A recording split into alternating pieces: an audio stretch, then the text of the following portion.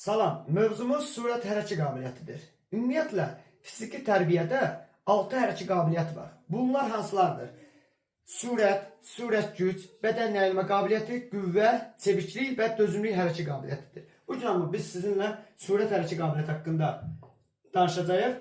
Surət hərəkə qabiliyyəti məsafənin və yaxud da hərəkətin mümkün qədər qısa vaxt ərzində yerinə yetirilməsi və ya başa çatdırılması deməkdir.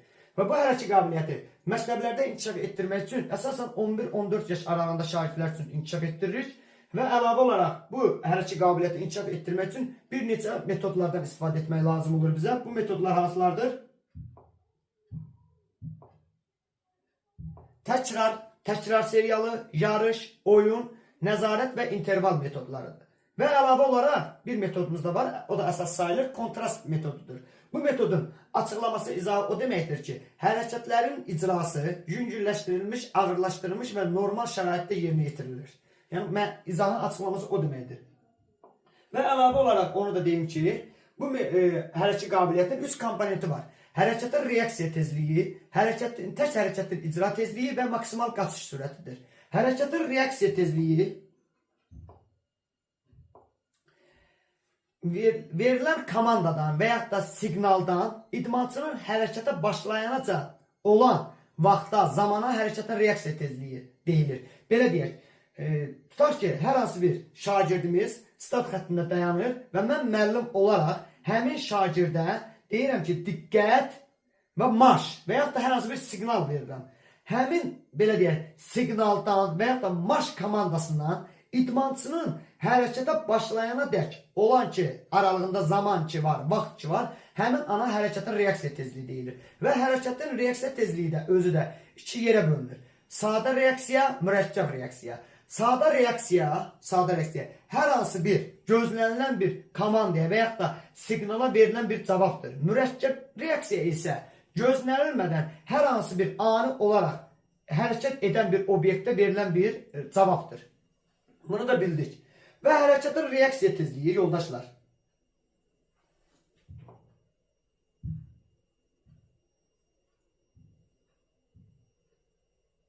Hərəkətin reaksiya tezliyi özünün də inkişaf etdirən bir hərəkətləri var.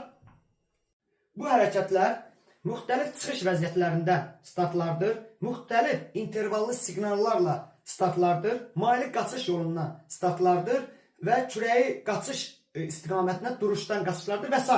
Bunlardır. Və tək hərəkətin icra tezliyi, tək hərəkətin inkişaf etdirilməsi deyim, tək hərəkətin icra tezliyinin inkişaf etdirilməsindən danışım. Əsasən, addımın uzunluğundan və tezliyindən asılıdır tək hərəkətin icra tezliyi. Və tək hərəkətin icra tezliyi ilə inkişaf etdirən bir neçə hərəkətlərdən deyim. Əllər dayaqda yerində qaçış var, nişanlanmış sahədə qaçışlar var və yaxud da nişanlanmış sahədə tək ayaq üzərində, sol və yaxud da sağ ayaq üzərində hər bir nişana toxunmaqla vaxta qaçışlar və s. Və üçüncü komponentimiz maksimal qaçış sürəti. Maksimal qaçış sürətində inkişaf etdirən hərəkətlərimiz var. Bunlar hansılardır? Məsafə güzəştləri ilə startlar var, qısa məsafəyə estafetlər var, daha sürətli yoldaşı ilə qoşquna qaçışlar var, maylı qaçış yolunda sürətlənmələrlə qaçışlar. Buna daha da diqqət edin, yoldaşlar. Baxın, sürətlənmələrlə olan sözə.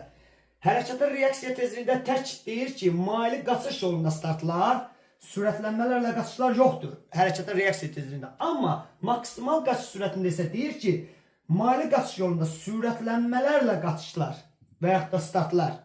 Bu maksimal qaçış sürətinə aiddir. Və yaxud da sağ və sol ayaq üzərində 30 metr vaxta qaçışlar və məkik 2x10, 3x10 və 4x10 metr məsafəyə qaçışlardır. Bunlardır. Və əlavə olaraq onu da deyim ki, bu hərəkə qabiliyyətinin diaqnostik qiymətləndirilməsi, kiçik summatik qiymətləndirilməsi və böyük summatik qiymətləndirilməsi var.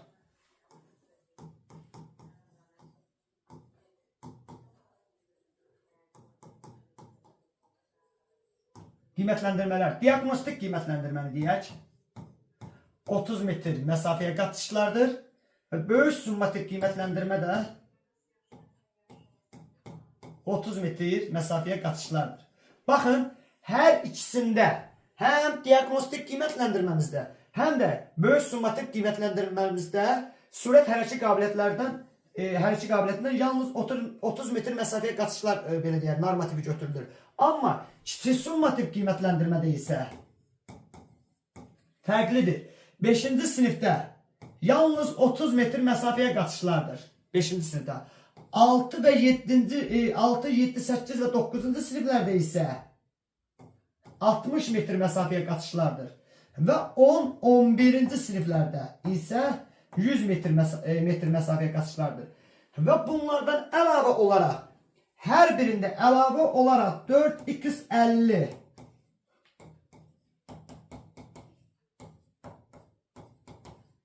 4x50 metr məsafəyə estafet qaçışı da var.